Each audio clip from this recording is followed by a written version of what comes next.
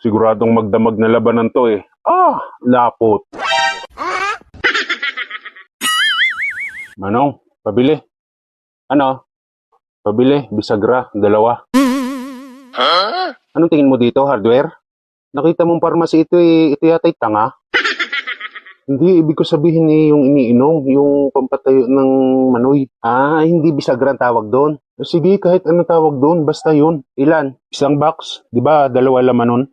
Mukhang mapapalaban ka. Dapat 5. Mukhang 5 ang kailangan mo eh. Oo, doon ako matutulog sa bahay ng jowa ko mamaya eh. Okay na yung 2. O kahit nga wala, pwede eh. Alam mo na, matinding bakbakan to. Para sigurado lang na hindi susuko. Wow naman! Siguradong magdamag na labanan to eh.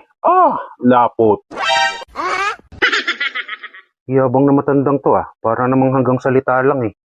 Sigurado ka? Paano kung walang sariling kwarto yung jowa mo? Paano kung sama-sama silang natutulog? Di patagilid. Pag nakapagkulumbot kami ng kumot, di ayos na. What? Alam na ba yan ng mga magulang ng jowa mo na may nangyayari sa inyo? Siyempre hindi pa. Pag pinaalam namin, di baka ipakasal agad kami. Hindi pa naman ako siguradong siya ang pakakasalan ko. Bakit naman hindi ka sigurado? Binibimbang mo na nga. Aba, malay ko kung sa una lang masarap. Pag nagtagali hindi na, di nagsisi ako.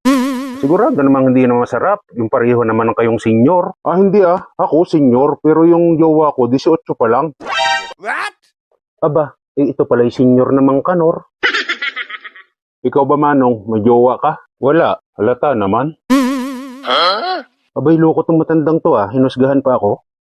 Gusto mo turuan kita, Manong, kung anong teknik pag may jowa na? Wag na. Ikaw bahala. Ikaw na nga tuturuan ng teknik ko eh. Bakit? Yan teknik mo ba'y kakaiba? Hindi ba yan kayang gawin ng iba? Hindi. Kung mayroon naman makakagawa nun, madalang. What? Bakit naman? Ako, kahit nasaan lugar kami, kahit matao, basta't ginusto ko, bibimbangin ko yun. Wow naman! Grabe naman yan. Oo naman, sabik na sabik kami pareho eh. Alam mo naman, bata pa yun.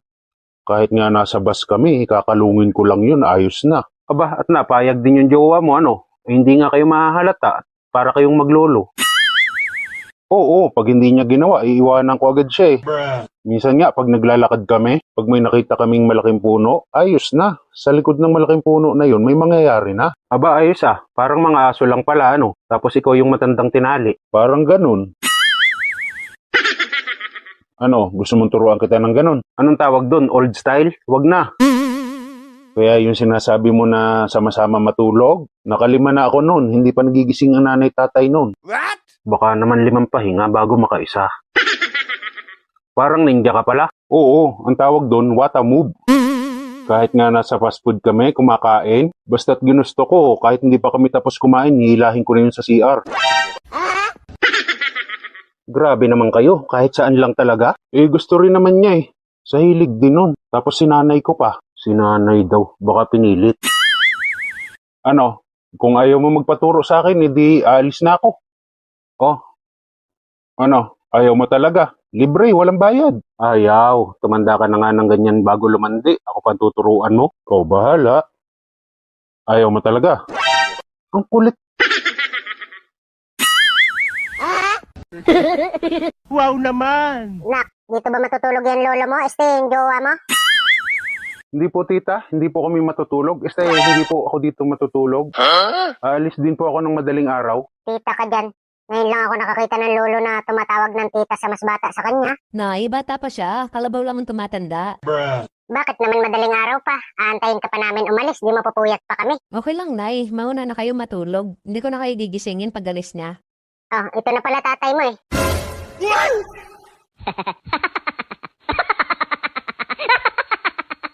Tatay mo? Matagal na, since birth.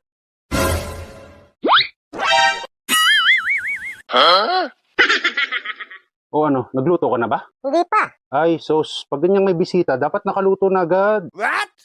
Sige, umupo muna kayo. Dito ka na rin matulog, Utoy.